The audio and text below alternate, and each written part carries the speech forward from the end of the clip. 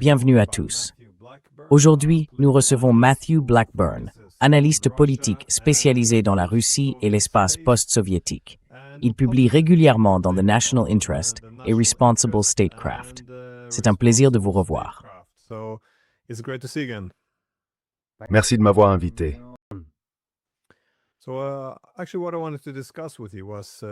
En fait, ce dont je voulais parler avec vous, c'était de l'un des articles que vous avez écrit, publié dans Responsible Statecraft, sur la stratégie de ces frappes en profondeur à l'intérieur de la Russie. Autrement dit, l'Occident semble avoir un plan. Porter la guerre en Russie, comme il le répète.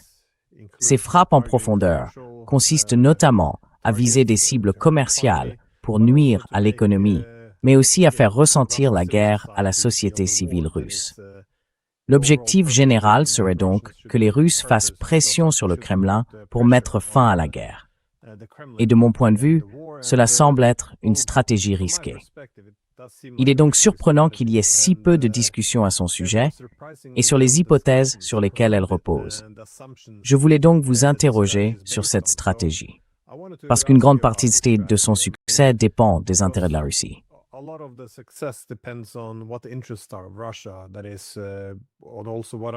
C'est-à-dire, quelles sont aussi les perceptions de menaces de la Russie? Quelles sont les pressions de politique intérieure? Là encore, Poutine doit trouver un équilibre entre beaucoup de choses, entre de nombreux groupes d'intérêts.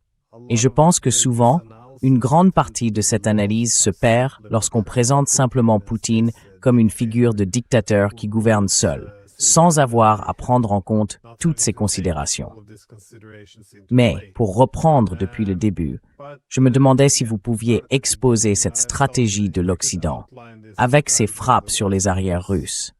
Comment elle est menée, ce qu'elle est censée accomplir, mais aussi ce qui manque, au fond, dans ce plan ou dans cette analyse.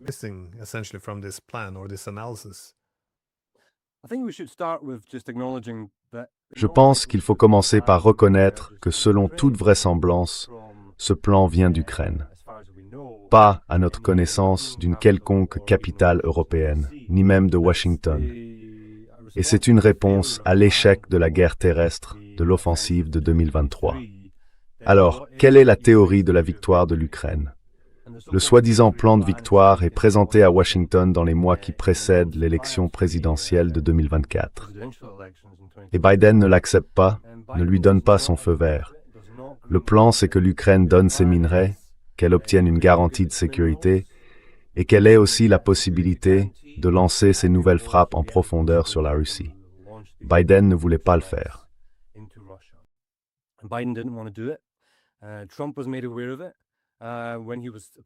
Trump en a été informé lorsqu'il était candidat à la présidentielle en 2024.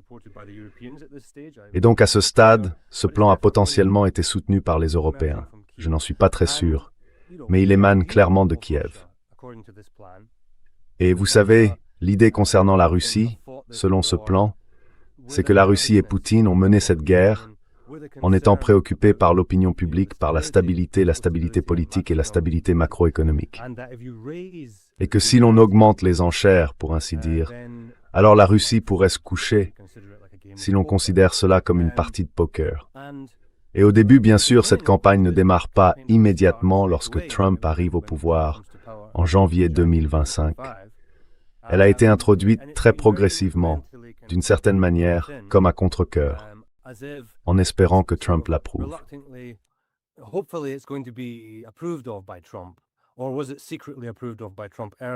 Ou bien, est-ce que cela avait été secrètement approuvé plus tôt par Trump? Nous ne le savons pas. Donc là encore, essayer de comprendre qui est l'auteur de cette stratégie, c'est pas transparent. Mais selon tous les témoignages, Zelensky la pousse. Et il y a une certaine marge d'action du côté ukrainien. Zelensky a très clairement cette vision de l'autocratie russe. Elle est personnalisée, tout repose sur Poutine, elle est extrêmement corrompue. Et il connaît la Russie de première main. Il a passé beaucoup de temps comme acteur et humoriste. Il a passé beaucoup de temps à Moscou. Il y a beaucoup d'amis. Et il connaît des personnes proches du système de pouvoir russe. Il n'a pas entièrement tort de dire qu'il y a certains éléments de pouvoir personnel et de corruption dans le système de Poutine.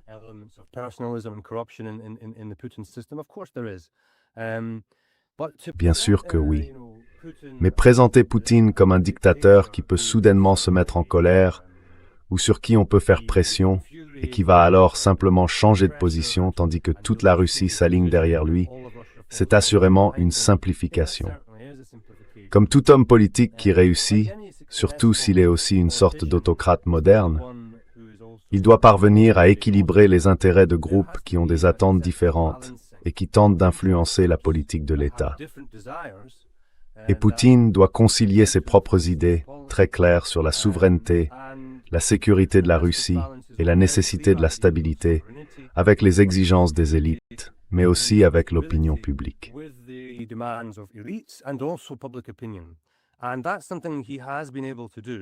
Et c'est quelque chose qu'il a réussi à faire, tout en recourant parfois à certaines techniques répressives et à des techniques de manipulation, mais aussi en prenant des mesures qui lui valent un certain soutien parmi les élites et dans la population.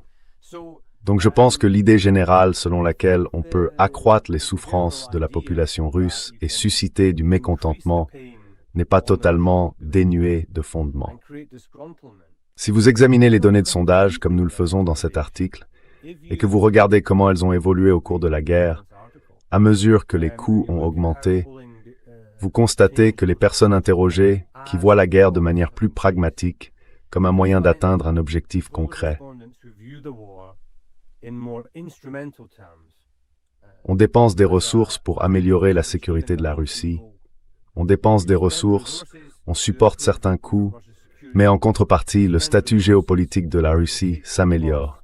La position de la Russie, ses intérêts géopolitiques et géoéconomiques sont servis.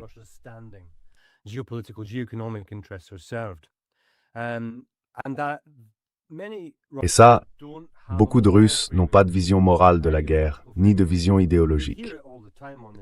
Ils entendent tout ça en permanence aux informations, mais ils n'adhèrent pas forcément au discours sur le civilisationnisme, sur l'Occident sataniste, ou à ces cadres de lecture plus ésotériques, impérialistes et nationalistes de la guerre, ni à l'idée qu'il faudrait détruire l'Ukraine en tant qu'entité fasciste. Cela ne se traduit pas forcément par une vision instrumentale. Ceux qui ont cette vision plus instrumentale sont aussi heureux de voir cette guerre confiée à des militaires professionnels, tout en étant protégés de ses coûts. Et tant que c'est le cas, ils peuvent tourner le dos à la guerre et continuer leur vie quotidienne.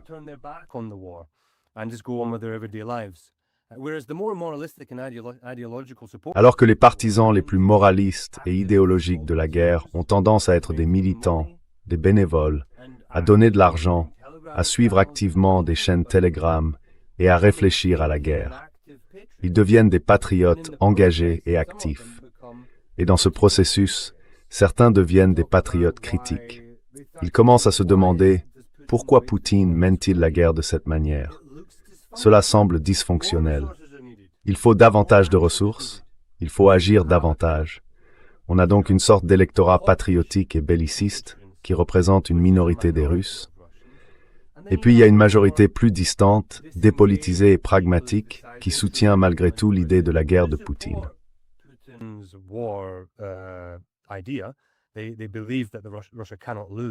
Ils pensent que la Russie ne peut pas perdre. Ils ont une loyauté envers leur pays. Mais ce sont eux qui, à mesure que le coût augmente, veulent voir la guerre prendre fin. À l'inverse, la minorité qui moralise adopte le point de vue opposé. Elle veut voir la guerre s'intensifier et être menée à un nouveau niveau, jusqu'à une issue victorieuse. Donc je pense que pour les décideurs occidentaux qui soutiennent le plan de victoire de l'Ukraine, ou sa version réduite en 2026, il vaut la peine de souligner que ce nouveau plan de victoire, contrairement à celui de 2024, consiste désormais à geler les lignes de contact et à instaurer un cessez-le-feu. Ce n'est pas grand-chose. Il y a le plan des 3 E, qui cherche encore à faire payer la Russie pour diverses choses liées à l'Ukraine. Mais c'est pour ainsi dire une conception de la victoire bien plus limitée. Cela dit, l'idée selon laquelle on augmente les coûts repose sur une part de vérité quant à notre manière de comprendre l'opinion publique. Mais là où les choses commencent à dérayer, ou là où cela devient, à mon sens, une erreur de calcul, c'est de croire que si l'on mécontente la majorité instrumentale, elle deviendra alors un facteur de pression sur Poutine, qui finira par céder d'une manière ou d'une autre et par dire « Bon, d'accord, cessez le feu, vous m'avez eu, je suis acculé maintenant », parce que cette majorité passive, dépolitisée et instrumentale est mécontente. Elle est mécontente, mais elle ne fera rien.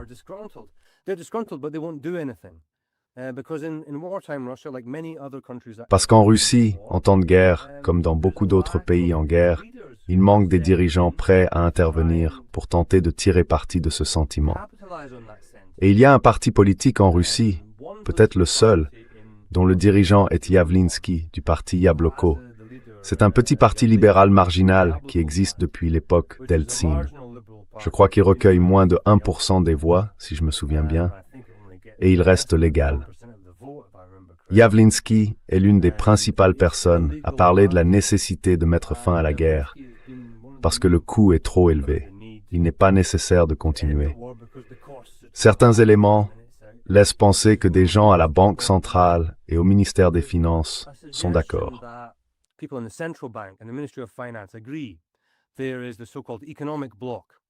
Il y a ce qu'on appelle le bloc économique autour de Poutine, qui estime que les coûts de la guerre ont échappé à tout contrôle et que l'économie va surchauffer. Il y a donc une solide logique pragmatique à mettre fin à cette guerre. Mais le parti de Yavlinsky, Yabloko, a vu plusieurs de ses membres arrêtés, et je ne pense pas qu'il soit en mesure de s'adresser ouvertement et avec force à la population russe lors des prochaines élections à la Douma. Et je ne pense certainement pas que les gens du ministère des Finances ou de la Banque centrale vont soudainement se mettre à parler haut et fort de paix, ni à faire des déclarations politisées à ce sujet. Et parmi les principales nominations de Poutine, il y a beaucoup de gens que l'on pourrait qualifier de technocrates.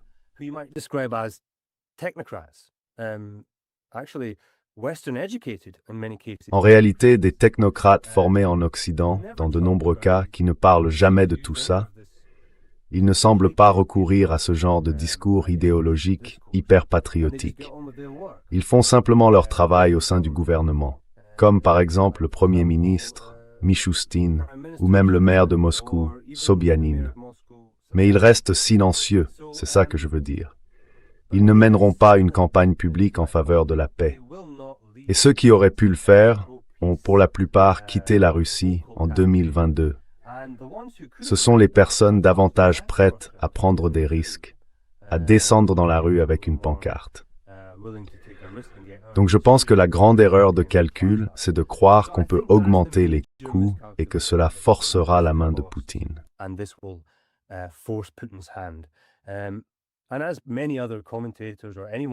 Et comme le savent beaucoup d'autres commentateurs, ou toute personne ayant des connaissances élémentaires en histoire militaire, les tentatives passées d'utiliser des campagnes de bombardement massifs pour briser la volonté de combattre de l'adversaire ont échoué. Beaucoup de gens citeraient l'Allemagne et le Japon comme exemple pendant la Seconde Guerre mondiale. Mais on peut aussi regarder le Nord-Vietnam et la Corée du Nord. Ils ont été lourdement bombardés, avec un très grand nombre de victimes civiles, et leur volonté n'a pas plié. Bien au contraire. À bien des égards, cela a renforcé leur volonté de se battre jusqu'au bout et de ne faire aucun compromis. Bien sûr, dans le cas de la Corée du Nord, ils ont fini par faire des compromis lorsque la Chine et l'URSS leur ont forcé la main, tandis que le Nord-Vietnam, lui, n'a pas vraiment fait de compromis. À la fin de leur lutte, ils ont obtenu ce qu'ils voulaient.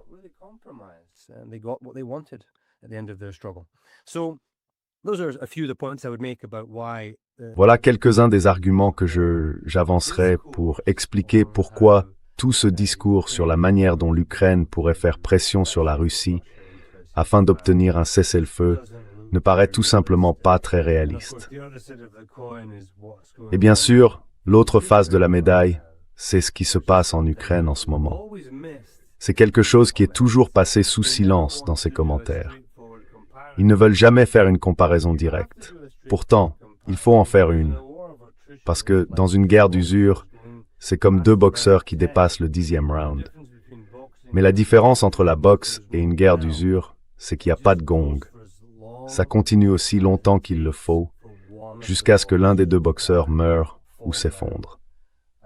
Et c'est là qu'il faut regarder les deux boxeurs, voir dans quel état ils sont, pour comprendre qui va céder à la pression, qui va craquer le premier.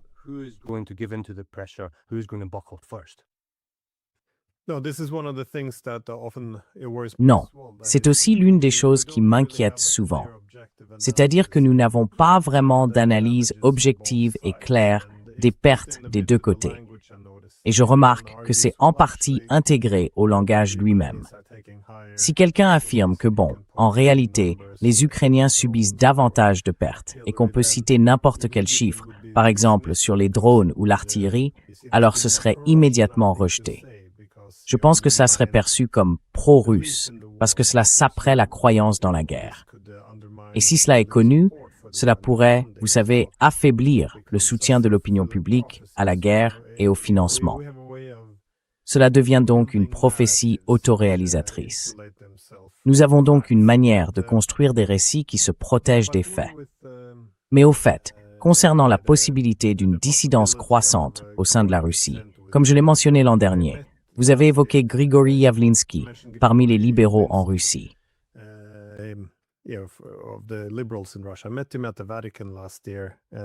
Je l'ai rencontré au Vatican l'année dernière et je connais ses positions. Mais je posais souvent la question, vous savez, parce qu'on a tous ces slogans « Amener les Russes à la table des négociations, ils doivent accepter la paix ». Mais qu'est-ce que la fin de la guerre signifie réellement? Si nous voulons mettre fin à la guerre, que signifie la paix? Parce que comme vous l'avez dit, l'Union européenne et les Britanniques ont tendance à définir cela comme un cessez-le-feu. Mais quand vous demandez à l'Union européenne ce qui apporterait une paix durable, ils répondent « l'adhésion de l'Ukraine à l'OTAN ». Il nous faut des soldats de maintien de la paix de l'OTAN en Ukraine. Tous les territoires, y compris la Crimée, doivent revenir sous contrôle ukrainien, ce qui les placerait alors, de fait, sous influence de l'OTAN.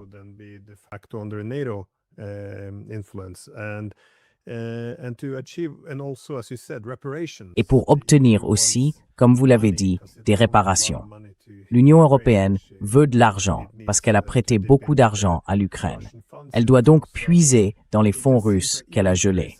Donc, même s'il y a un cessez-le-feu, on a l'impression que ce ne sera qu'une pause temporaire, parce que, et pour la Russie, cela pourrait être perçu comme problématique, car il faut revenir à la perception de la menace du côté russe, ce dont beaucoup de gens en Occident n'aiment même pas souvent parler.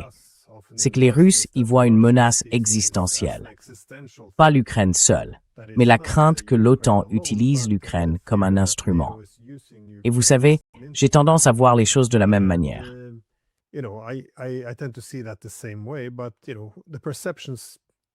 Mais vous savez, les perceptions. La seule chose qui compte vraiment, c'est ce que perçoivent les Russes. Parce que s'ils y voient une menace existentielle, peu importe ce que pense qui que ce soit dans l'Union européenne, c'est sur cette base qu'ils agiront.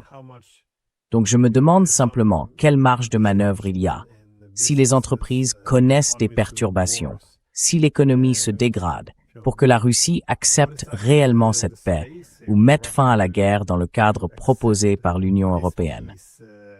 Parce qu'ils répètent qu'il faut les amener à la table des négociations.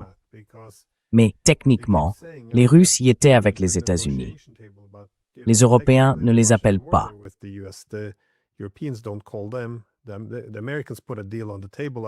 Les Américains ont mis un accord sur la table, apparemment à Anchorage, et les Russes ont dit « D'accord, très bien, on part là-dessus ». Puis, semble-t-il, les Américains sont revenus en arrière. Donc je me demande sur cet aspect-là, c'est-à-dire qu'on force les Russes à venir à la table des négociations, qu'est-ce que l'Union européenne exige exactement à cette table des négociations?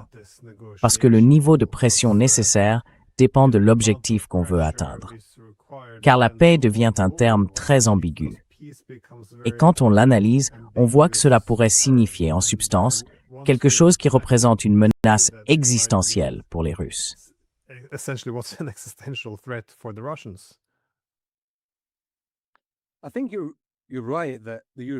Je pense que vous avez raison. Les Européens ne proposent pas une issue réalisable à cette guerre. En substance, ce qu'ils proposent, c'est, appelons ça un match nul, un cessez-le-feu, puis on oublie tout le reste. Nous nous occuperons de l'Ukraine. Vous gardez les portions de territoire que vous avez, et nous ne les reconnaîtrons pas. Et ce sera une sorte de paix dont on ne sait pas très bien ce qu'elle serait, ni à quoi elle ressemblerait. Donc, je pense que c'est voué à l'échec, parce que tout cela commence par un conflit politique. Il y a un conflit politique au cœur de cette affaire. Prétendre qu'il n'y a pas de conflit politique au cœur de tout cela, c'est dénaturer la nature même du conflit. Et c'est ce qui est fait de manière constante.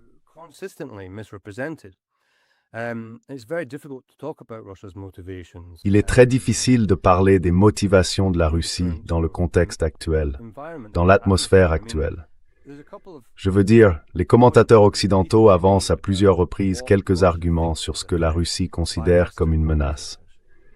Je pense qu'il vaut la peine de les signaler et peut-être de soulever quelques questions à leur sujet. Le premier, c'est que Poutine confond l'idée de survie du régime avec la sécurité nationale, et qu'il perçoit la démocratie ukrainienne comme une menace personnelle pour lui, pour ses proches et pour son régime. Il devrait donc écraser la démocratie, en quelque sorte l'étrangler à mort en Ukraine. Et c'est ainsi qu'il pourra perdurer. Voilà donc une des variantes de la perception russe de la menace, telle qu'elle est présentée dans de nombreux cercles d'experts occidentaux.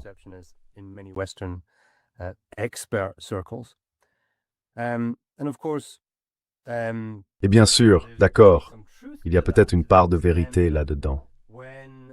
Dans la mesure où, quand les relations entre la Russie et l'Occident commencent à se dégrader, les milieux sécuritaires russes et l'establishment politique mettent en avant les révolutions de couleur comme faisant partie d'une boîte à outils utilisée par l'Occident pour déstabiliser la Russie, l'encercler et tenter de changer les gouvernements des États voisins afin d'affaiblir la Russie sur le plan géopolitique et au bout du compte de saper sa souveraineté. Et ils appellent ça une guerre hybride. C'est la doctrine Gerasimov. Selon elle, l'Occident mène une guerre hybride contre la Russie. Mais ce n'est pas tout à fait la même chose que ce que je viens de dire, à savoir la peur que la démocratie se propage en Russie. Il existe beaucoup de régimes autocratiques qui se sont maintenus pendant des décennies sans avoir besoin d'être en guerre avec un voisin démocratique. Prenez le Mexique, la Corée du Sud, Singapour. Ils n'ont pas besoin d'une guerre pour se maintenir. Et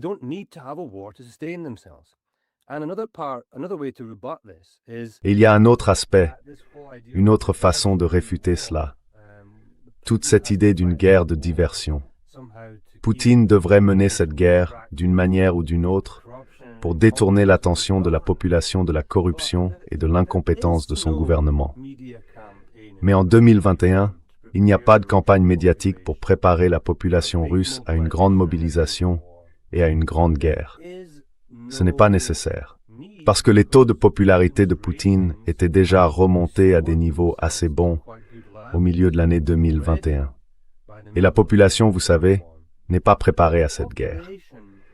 C'est donc selon moi une idée fausse que de réduire cela à une opposition entre autocratie et démocratie, comme si c'était la nature fondamentale du conflit. Et c'est une manière très dangereuse de présenter le conflit. Parce que cela signifie essentiellement qu'il ne peut pas être résolu tant que l'autocratie n'est pas détruite, ou que la démocratie n'est pas détruite. Et c'est plus ou moins ainsi que beaucoup de gens le voient. D'accord, voici une autre manière de présenter les motivations russes, qui selon moi est trompeuse, même si là encore elle contient une part de vérité. Poutine veut dominer ses voisins post-soviétiques et leur retirer leur souveraineté.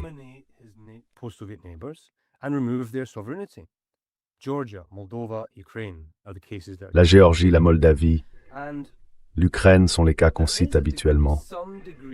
Et il y a une part de vérité là-dedans dans le sens où la sécurité nationale russe telle qu'elle est perçue au Kremlin, exige qu'il y ait un certain levier dans ces pays afin que la Russie ait le sentiment que sa voix est entendue. Et ils ne veulent pas que ces pays deviennent ouvertement hostiles à la Russie, qu'ils ferment leurs frontières et qu'ils rejoignent l'OTAN. Je veux dire, c'est une préoccupation sécuritaire assez classique pour n'importe quel grand pays. Et même si vous n'êtes pas une grande puissance, si vous êtes une puissance moyenne ou une petite puissance, cela vous préoccupe aussi. Mais présenter le désir de disposer d'un levier, l'interpréter à tort comme une volonté de domination totale de ces pays, de les annexer et de les contrôler, je veux dire, c'est pas ce que nous montre l'histoire récente.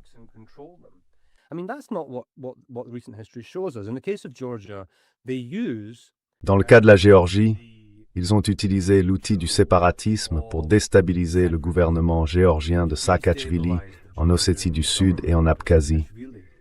Ils s'en sont servis comme d'un mécanisme pour dire « Eh bien, nous pouvons vous créer beaucoup de problèmes si vous essayez d'adhérer à l'OTAN, et nous pouvons rendre votre adhésion à l'OTAN impossible. » Et cela a marché dans le cas géorgien. Mais cela ne s'est pas pour autant traduit par une domination de la Géorgie par la Russie. Je ne crois pas que le gouvernement du rêve géorgien soit dominé par Moscou, même si certains libéraux assez idéologisés l'affirment. Je ne pense pas que les preuves soient là. Je pense que la Géorgie entretient des relations avec de nombreux voisins différents et qu'elle suit, dans une large mesure, sa propre voie. Et puis si l'on regarde l'Ukraine et ce qui s'est passé, vous savez, la Russie a évidemment commis une transgression majeure des normes internationales en annexant la Crimée,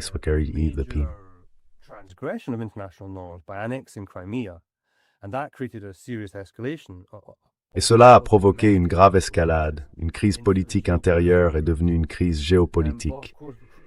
Mais bien sûr, le Kremlin disait agir ainsi parce que nous soutenions, que l'Occident soutenait un coup d'État.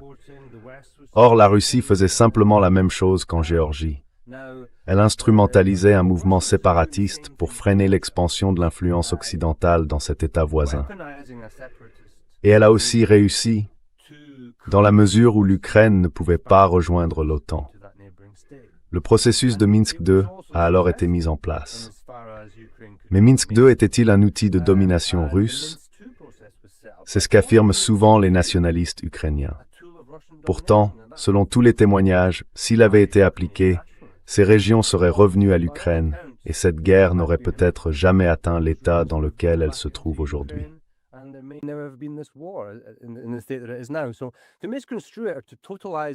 Donc, interpréter cela de travers ou réduire toute la présentation à la domination russe, c'est en quelque sorte l'interprétation conventionnelle à laquelle nous avons été soumis.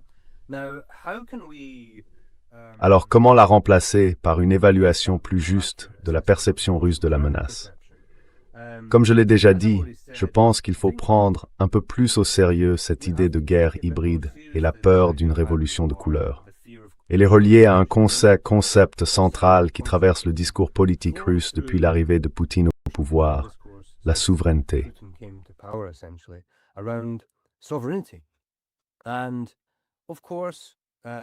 Et bien sûr, vous savez, beaucoup de gens rejettent le discours sur la souveraineté en y voyant une sorte de paravent pour l'impérialisme russe. Et vous savez, c'est un débat distinct qu'on peut avoir. Mais la quête de statut dans laquelle la Russie s'est engagée, ainsi que son idée de la sécurité nationale, sont façonnées par son histoire, par son immense territoire, par ses frontières longues et poreuses, et par le fait qu'elle a constamment été envahie. Elle a besoin de zones tampons ou de la conviction que certaines zones autour de son territoire sont sûres ou neutres.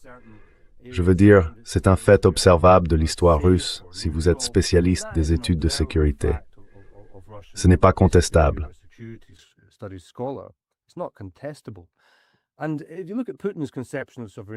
Et si vous regardez la conception que Poutine a de la souveraineté, elle est assez westphalienne. Et elle paraît assez démodée à l'esprit européen, de 1989 jusqu'à aujourd'hui. Mais si vous voulez essayer de comprendre la mentalité de Poutine, ce que la souveraineté signifie pour lui, je pense qu'il faut regarder ce qui se passe au Moyen-Orient. Il a suivi de très près les évolutions au Moyen-Orient. Et pour Poutine, ce qui s'est passé là-bas, c'est que l'Occident a complètement nié le concept de souveraineté des États. Il a renforcé Israël, il s'est opposé à tous les pays qui ont poursuivi leur propre agenda souverain et indépendant.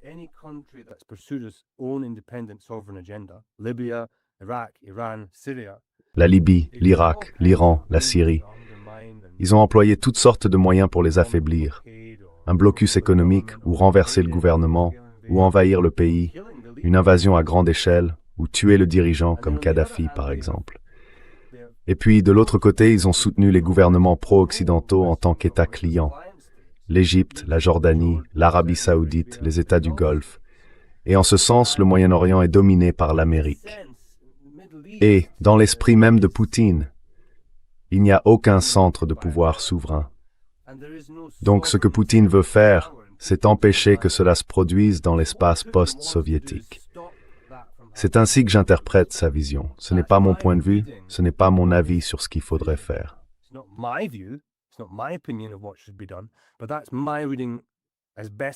Mais c'est mon interprétation au mieux de ce que je peux comprendre de ses écrits et de ses discours au cours des dernières décennies. Et donc, quand on regarde l'Ukraine et la première phase de ce conflit en 2014, elle présente bien les caractéristiques d'une guerre hybride qui l'a précédée. Si l'on dit que la guerre hybride consiste notamment à soutenir, à interférer dans la politique intérieure d'un pays, l'Ukraine en l'occurrence, et à essayer de placer ses propres hommes au pouvoir, en utilisant toutes sortes de moyens, par tous les moyens possibles, alors les Russes observent cela. Et c'est pour cette raison qu'ils ont annexé la Crimée. L'annexion de la Crimée est leur réponse à ce qu'ils perçoivent comme des activités hybrides occidentales en Ukraine. Or, reconnaître que les Russes perçoivent la guerre hybride occidentale comme une menace pour leur sécurité fondamentale, c'est presque impossible aujourd'hui. C'était déjà très difficile de faire passer cette idée entre 2014 et 2022, et ça l'est toujours.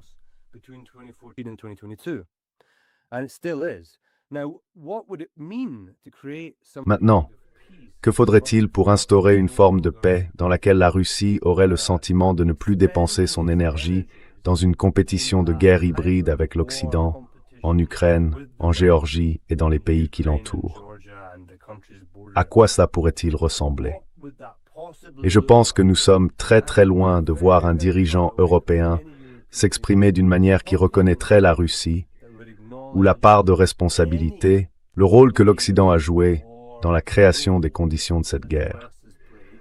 Nous en sommes très loin. Enfin, corrigez-moi si je me trompe, y a-t-il aujourd'hui quelqu'un au pouvoir en Europe qui ait fait une déclaration allant dans ce sens?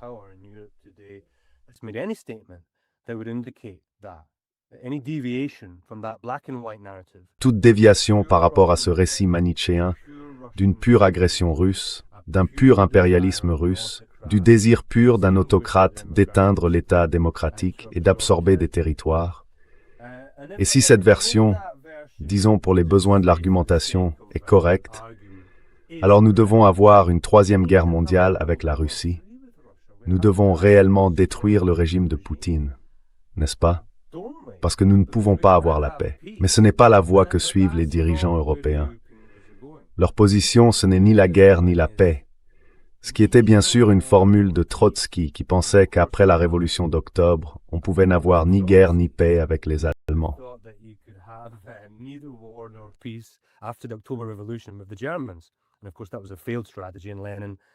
Et bien sûr, c'était une stratégie qui a échoué, et Lénine a signé le traité de Brest-Litovsk. Mais ce n'est qu'une note de bas de page historique, ce n'est pas vraiment si pertinent. Mais la question c'est, est-ce vraiment une stratégie viable, ni paix, ni guerre?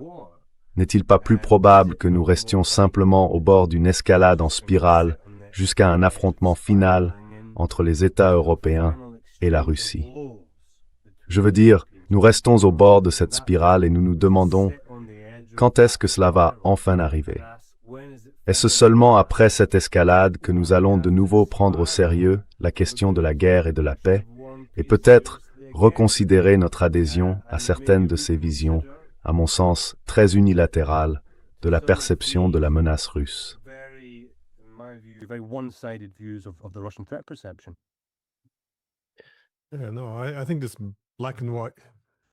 Je pense que cette vision en noir et blanc est en fait au cœur du problème quand il s'agit de trouver un règlement ici.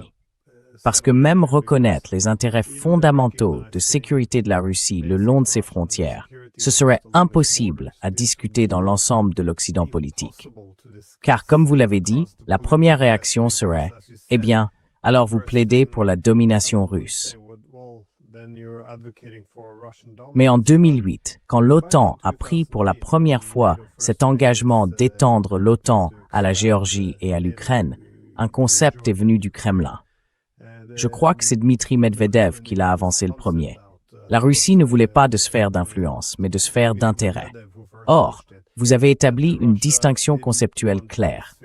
Comme vous l'avez dit, une sphère d'influence suppose une domination, ou du moins une influence exclusive. Et c'est généralement ce que nous supposons que les Russes veulent.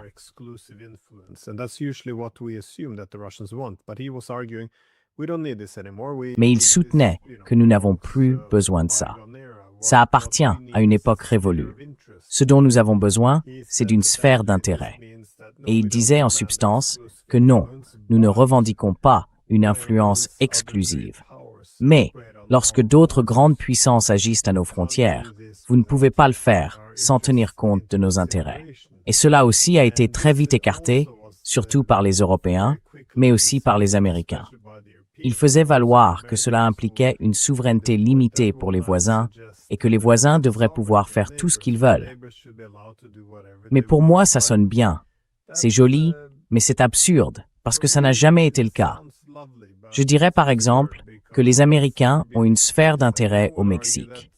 Autrement dit, les Américains ne revendiquent pas une influence exclusive au Mexique. Ce serait absurde.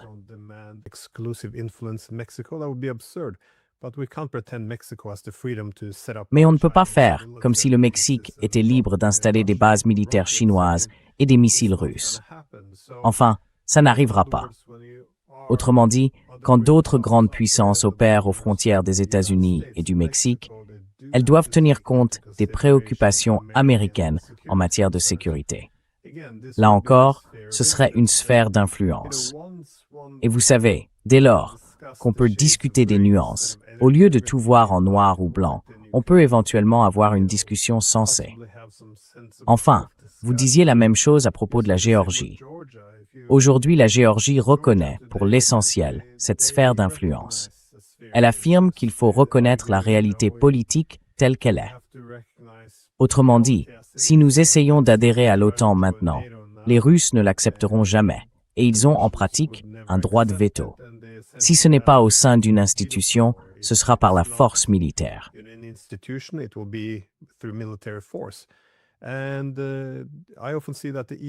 Et je constate souvent que l'Union européenne réagit en se disant « Bon, eh bien, j'imagine que maintenant, ce sont les sbires de Poutine qui dirigent la Géorgie. Mais vous êtes allés en Géorgie vous aussi. » C'est tout simplement faux. Beaucoup d'entre eux aspirent à ceci. Nous voulons rejoindre l'Union européenne. Dans l'idéal, nous aurions pu rejoindre l'OTAN, mais nous devons respecter la réalité telle qu'elle est. Mais cette petite zone grise, le fait de reconnaître que ce n'est ni tout l'un ni tout l'autre, que c'est la réalité, il est quasiment impossible de l'admettre en Europe aujourd'hui, ce qui rend la discussion si difficile. Et c'est pour ça que tout devient soit la démocratie, soit l'autocratie. Et j'ai pensé que c'était la même chose concernant les objectifs russes, parce que lorsqu'ils sont entrés, les deux principaux récits qu'on nous a servis en 2022, c'était, vous savez, c'est non provoqué, ce qui laisse entendre qu'ils n'ont aucune préoccupation de sécurité.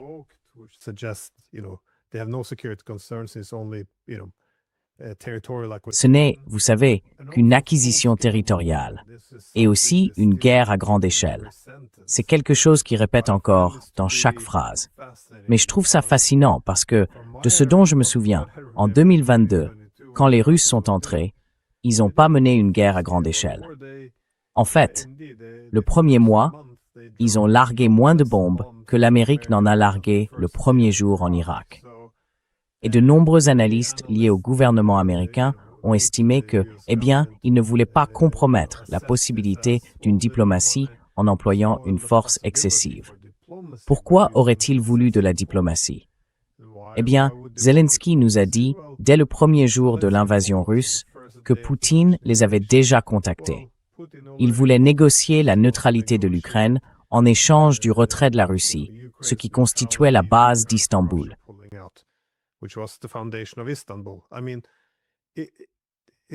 Je veux dire, on n'a pas le droit d'en discuter, ce qui rend toute analyse très difficile.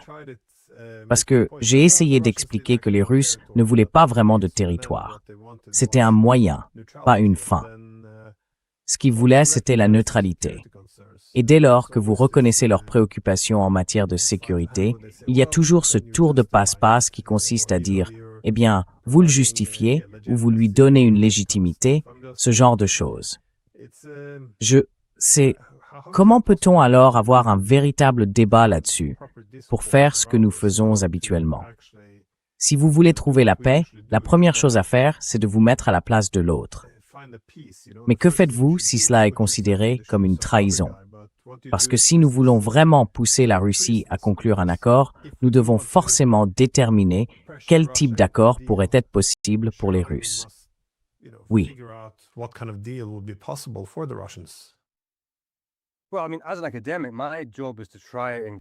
En tant qu'universitaire, mon travail consiste à essayer d'arriver à l'interprétation la plus claire possible, puis à entendre pourquoi elle est erronée. Et bien sûr, cela est devenu impossible en février 2022. C'était une autre époque. Mais aujourd'hui, il est un peu plus facile d'avoir des discussions, d'avoir une forme de débat universitaire et, vous savez, d'essayer de prendre du recul par rapport à toutes les exagérations sur la manière dont cela... Vous savez, l'action de la Russie en février 2022 est un acte d'agression militaire. Cela ne fait aucun doute. Mais ce que nous pouvons dire, c'est que Poutine a ramené Clausewitz en Europe en 2022. La guerre comme prolongement de la diplomatie par d'autres moyens. Nous, Européens, pensions que cela avait pris fin. Nous pensions que cela avait pris fin. Et quand les Russes disaient « Vous menez contre nous une guerre hybride », on appelait ça de la propagande.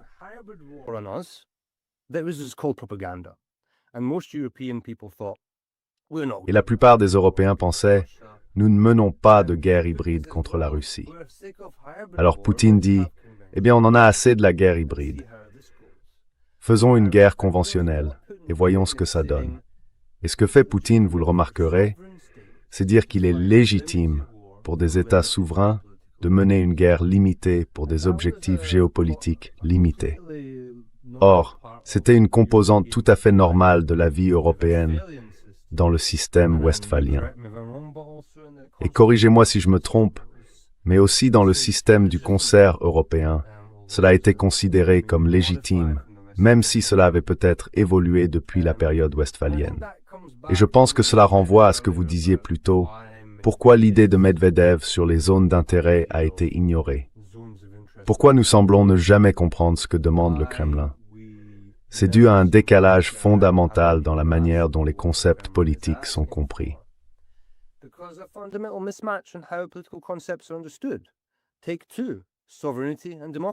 Deuxième point, la souveraineté et la démocratie.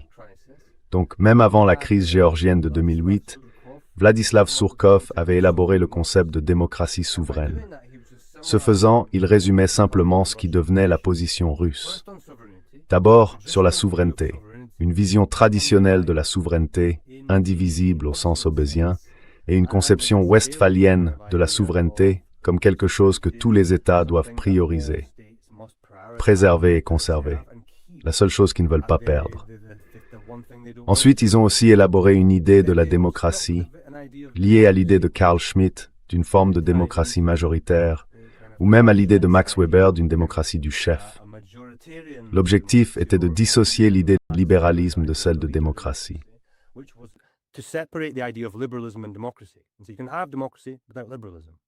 On peut donc avoir la démocratie sans le libéralisme. C'était une idée très répandue dans de nombreux pays non occidentaux, mais largement rejetée dans les cercles d'analyse occidentaux. Et en Occident, en même temps, ne l'oublions pas, l'idée de souveraineté, c'est Nous n'en avons pas besoin. Nous mettons notre souveraineté en commun au service d'une cause supérieure, dans des organisations supranationales, qui nous apportent le bien supérieur d'une civilisation mondiale, la nôtre. Et si vous êtes un pays intelligent, vous voulez rejoindre notre groupe. Vous voulez nous céder votre souveraineté, la mettre en commun avec nous et bénéficier de ces avantages, de ces bénéfices mutuels de la souveraineté partagée. Et en même temps, après 1989, l'idée même de démocratie a été profondément reconfigurée pour devenir une liste de critères définis par des ONG de démocratisation libérale. Tout à coup, la démocratie libérale avait un menu, une recette, devrais-je dire.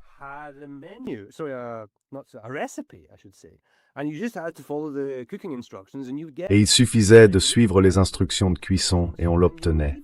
Et si on ne suivait pas les instructions de cuisson, alors on était malfaisant. Je veux dire, c'est une façon un peu comique de le décrire, mais c'est un énorme problème. Donc si on revient à l'idée que Poutine dit qu'il s'agit d'une guerre limitée, visant à atteindre un objectif diplomatique par des moyens autres que la diplomatie, parce que la diplomatie est épuisée et devenue impossible, je pense qu'il faut reconnaître que Poutine a peut-être fait un faux pas ou qu'il a pris un gros risque. Car l'une des raisons pour lesquelles l'approche clausewitzienne de la guerre a été discréditée, c'est qu'à l'époque du nationalisme, on ne pouvait pas avoir une guerre limitée sans qu'elle ne devienne une guerre majeure ou totale, une guerre du peuple.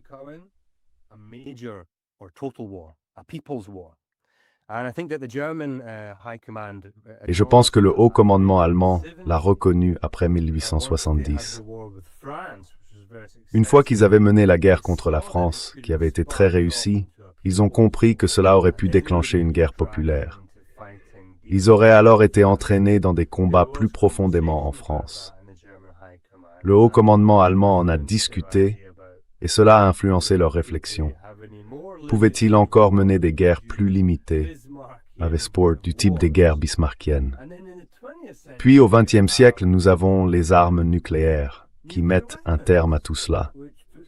Vous savez, avec des armes nucléaires, on adopte en quelque sorte une approche clausewitzienne de la guerre, n'est-ce pas? On a donc des guerres par procuration.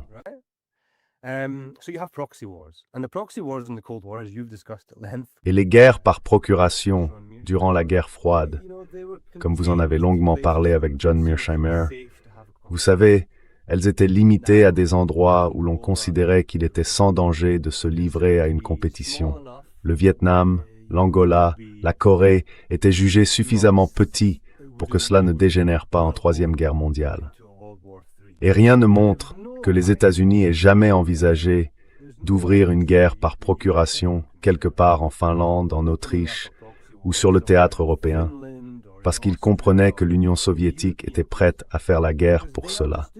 Elle était sur le pied de guerre et on aurait alors eu une guerre conventionnelle qui aurait pu basculer en guerre nucléaire.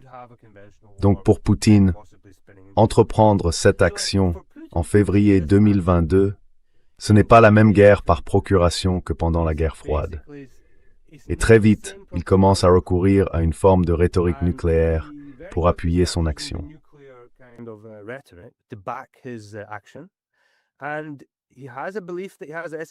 Et il est convaincu d'avoir la maîtrise de l'escalade. Il est aussi fermement convaincu que l'Occident n'est pas engagé en Ukraine de la même manière que la Russie, et que par conséquent l'Occident finira, en quelque sorte naturellement, par céder, changer de position et reconnaître les préoccupations russes. Il pense donc pouvoir rester dans ce cadre de base. Or, il s'est trompé dans le premier cas, en février 2022. Parce que, je veux dire, l'un des aspects qui me paraît mystérieux dans l'approche de Poutine, en février 2022, c'est qu'au lieu de formuler un objectif précis et limité, il a parlé de démilitarisation et de dénazification, ce qui pouvait vouloir dire quantité de choses.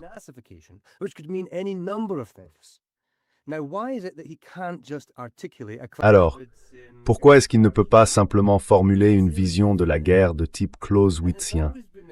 Parce qu'elle est illégitime. Et elle l'a toujours été. Elle est illégitime depuis qu'il est président. Et il a toujours dû s'appuyer sur d'autres ressorts, comme l'identité, le statut et un langage émotionnel pour justifier ce qui se passe, pour expliquer pourquoi la Russie doit s'affirmer face à l'Occident dans l'espace post-soviétique. Il doit donc envelopper tout cela dans ce langage de la culture, de l'histoire nationale, de l'identité, et dans tous ces discours selon lesquels l'Ukraine serait fasciste. Ce qui, vous savez, je ne pense pas qu'un analyste sérieux dirait que l'Ukraine est un État fasciste en 2022 sous Zelensky.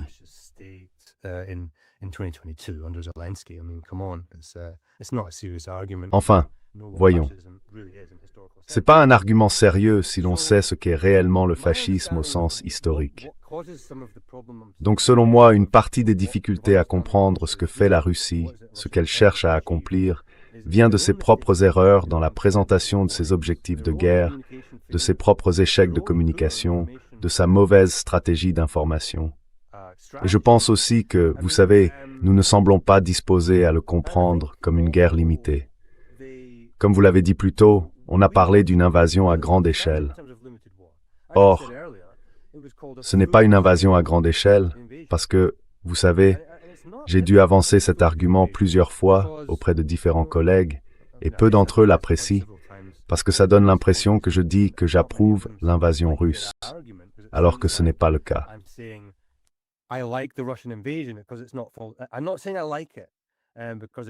Je ne dis pas que ça me plaît parce que ce n'est pas à grande échelle. J'essaye simplement d'être précis et de parler de l'ampleur et de l'étendue. Cela pourrait être une invasion à grande échelle s'il mobilisait 1 million d'hommes, s'il commençait à produire tous les chars nécessaires et la très grande supériorité de force requise pour percer sur certaines parties du front, pour disposer d'un avantage de 3 contre 1 sur certains secteurs, et pour mener quelque chose qui s'apparenterait à une guerre éclair. Mais qualifier février 2022 de guerre éclair, c'est tout simplement de l'illettrisme militaire.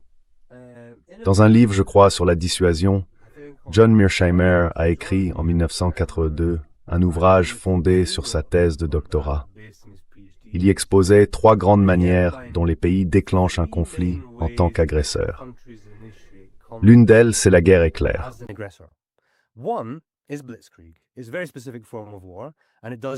C'est une forme de guerre très particulière qui exige une préparation très particulière, et elle ne concerne qu'une minorité des guerres. Or, ce n'est pas ce qui s'est passé en février 2022. Il n'y a pas eu de concentration de forces de cette nature, comme lorsque l'Allemagne nazie a envahi la Pologne et l'URSS, ou lorsque l'Amérique a envahi l'Irak. La deuxième façon de déclencher une guerre, c'est une guerre limitée et de courte durée. Elle vise à prendre l'adversaire par surprise, à créer des faits accomplis sur le terrain et à le contraindre à un règlement. C'est ce qui s'est passé en février 2022. Le troisième grand mode de conflit, c'est la guerre d'usure. On n'essaye pas, vous savez, de percer les lignes pour obtenir une victoire rapide, nette et immédiate. On cherche à submerger lentement chaque citadelle, une par une.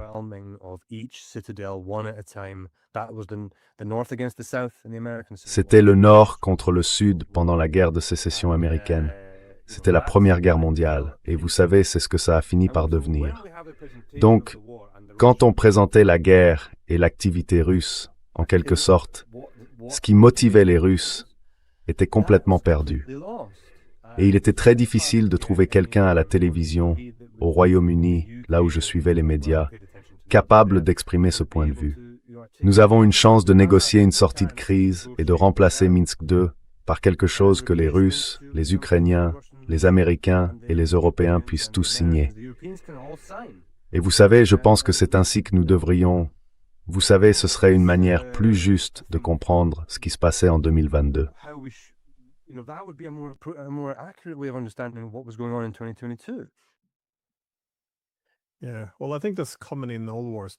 Oui, enfin, je pense que c'est courant dans toutes les guerres et dans tous les camps. Pendant les guerres, comme vous l'écrivez, les colombes se taisent et les faucons deviennent très bruyants, parce que soudainement, être agressif devient, vous savez, la chose patriotique à faire. Donc, j'ai constaté que si vous soutenez qu'il s'agissait d'une guerre limitée, encore une fois, ils ne sont pas entrés en 2022 avec 100 000 hommes pour occuper tout un pays de, vous savez, 35 à 40 millions d'habitants. Rien de tout cela n'a de sens. Mais encore une fois, tous les éléments indiquent qu'ils voulaient imposer une paix organisée autour de la neutralité, ce qui, là encore, est cohérent avec l'idée de sphère d'influence.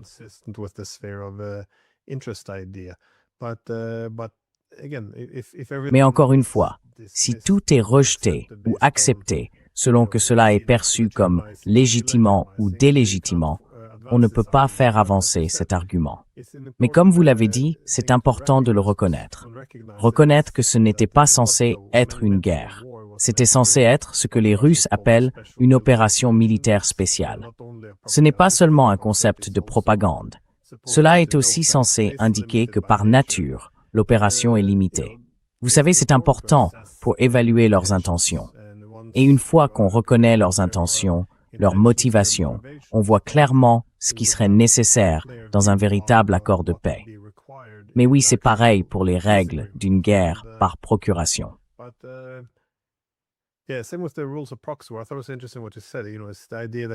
J'ai trouvé intéressant ce que vous avez dit.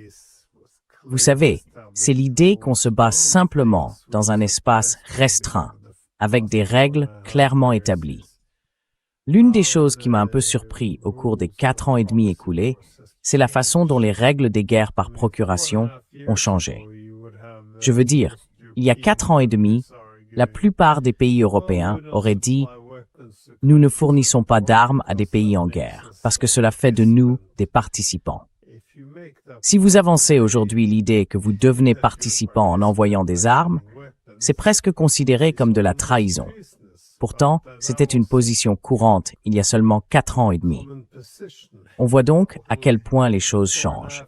Et maintenant, oui, dans cette guerre par procuration, en substance, le mandataire est en train de disparaître.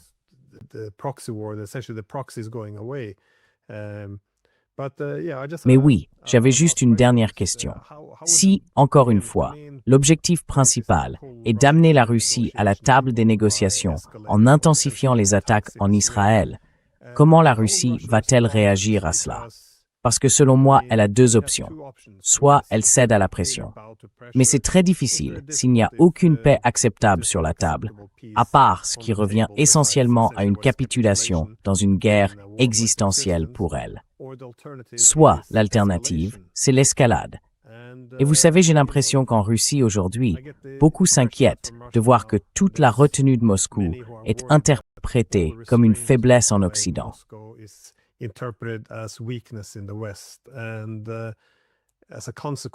Et par conséquent, la dissuasion russe a commencé à s'éroder, car là encore, les règles de la guerre par procuration ont changé. Comment voyez-vous les choses évoluer? Parce qu'à la lumière des événements récents, on voit que Kiev brûle aujourd'hui. Les Russes la ciblent d'une manière bien plus brutale que par le passé. Ils mettent en place des blocus navals, toutes sortes de mesures qu'ils auraient pu prendre auparavant, mais qu'ils n'avaient pas prises. Donc, là encore, on a l'impression qu'ils ne frappent pas encore l'OTAN, mais certaines voix plaident très fortement en faveur de cela. Alors, comment voyez-vous ce calcul s'inscrire dans cette stratégie? Je veux dire, si l'on frappe profondément en Russie, est-ce que cela amènera les Russes à la table des négociations ou est-ce que cela les poussera à l'escalade? Comment voyez-vous la situation évoluer?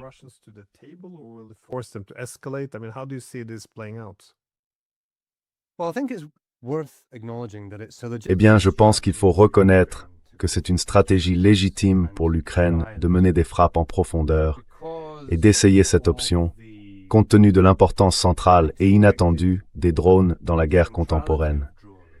Cela n'avait pas été compris en février 2022. Ils sont capables de tenir les lignes bien plus longtemps que quiconque ne l'aurait imaginé, et ils sont désormais capables d'infliger ce coup. Et si vous êtes les Européens ou les Ukrainiens, c'est peut-être la meilleure carte qu'ils puissent jouer. Et cela montre un front uni. Cela montre que, vous savez, ils ne sont pas faibles, ils ne renoncent pas, ils ne sont pas lâches, ils ne sont pas prêts à capituler. Or, c'est ce qu'il ne faut pas montrer si l'on entre en négociation. which you don't want to show that if you're going into negotiations. So this is a legitimate approach to going into legitimation. C'est donc une approche légitime pour entamer des négociations.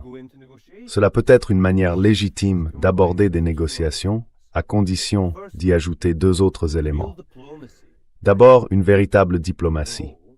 Comme vous le savez, cela veut dire mettre les gens dans une pièce et discuter, faire des allers-retours, en écartant les idéologues et les grandes gueules. On ne peut pas avoir Kallas dans la pièce, pas plus qu'on ne peut y avoir Maria Zakharova. Il faut faire venir du côté russe quelqu'un que les Européens considèrent comme raisonnable et intéressé par la paix. Et il faut la même chose du côté européen.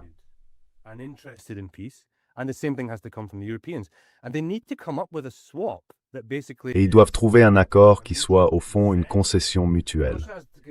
La Russie doit céder quelque chose. Et vous savez, ce qu'elle veut avant tout, c'est la neutralité. Elle ne veut aucune force de l'OTAN. Elle veut une architecture de sécurité. C'est donc une chose qu'ils doivent faire. Et ils peuvent le faire tout en continuant à se battre, tout en menant des frappes en profondeur. C'est ainsi que la guerre de Corée s'est terminée. Ça s'appelle se battre et discuter. Ce n'est pas un problème. Enfin, je ne m'en réjouis pas. Je ne suis pas, vous savez, je ne saute pas de joie quand je vois des choses exploser en Russie et en Ukraine. Bien sûr que non. C'est tout le contraire.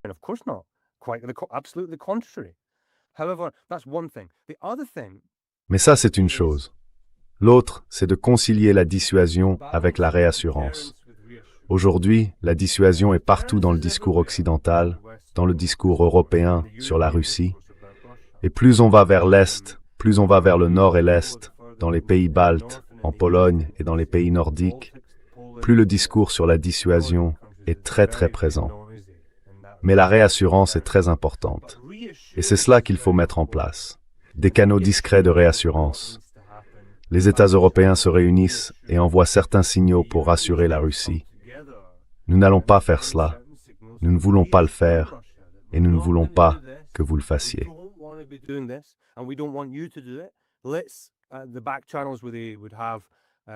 Les canaux officieux devraient servir à gérer les situations d'urgence et à éviter les crises, avec des lignes directes. Vous savez, par exemple, en ce moment, je ne vois même pas clairement qui du côté européen pourrait rassurer, ni avec quelle autorité il le ferait. Trump peut le faire. Les Américains le font. Oui, ils le peuvent. Dès demain, ils peuvent le faire. Ils le font. Je pense qu'ils ont rassuré la Russie à plusieurs reprises, et ça a marché. Poutine ne se sent pas face à une Amérique prête à intervenir et à faire quelque chose qui provoquerait, vous savez, une énorme escalade. Donc ces éléments-là, rassurés, pas publiquement, peut-être par des canaux officieux, en plus de la diplomatie et de la pression, ça pourrait fonctionner. Mais je crains que ces deux premiers éléments ne soient pas en place et que tout ce qu'on est ce soit augmentons la pression et voyons jusqu'à quel point Poutine peut supporter la chaleur avant de quitter la cuisine.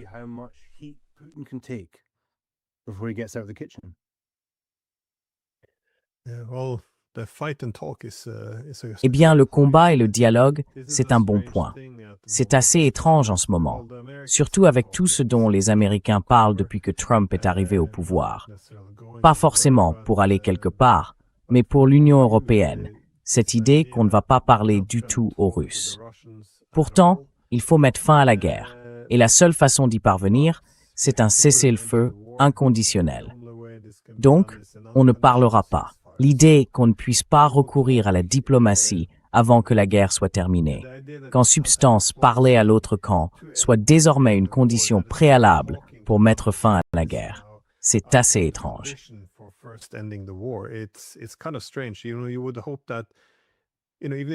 On pourrait espérer que même si l'Union européenne n'est pas prête à mettre fin à la guerre, si les Russes ne sont pas prêts à y mettre fin, ou les Ukrainiens, au moins, on voudrait envoyer ses représentants dans la capitale de son adversaire pour parvenir à une certaine compréhension commune. Ainsi, dès qu'une occasion de paix se présente, on dispose d'un cadre de base. Ça paraît vraiment très étrange de ne rien avoir du tout. Mais bon, comme je l'ai dit, c'est une guerre étrange, en effet. Quoi qu'il en soit, avant de vous laisser partir, je voulais vous demander, Où est-ce que les gens peuvent vous trouver et suivre votre travail?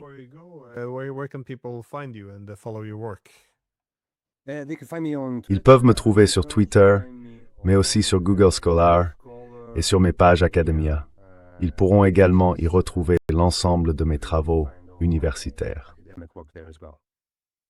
Parfait. Eh bien, je laisserai un lien dans la description. Et merci beaucoup pour votre temps. Merci beaucoup, Glenn.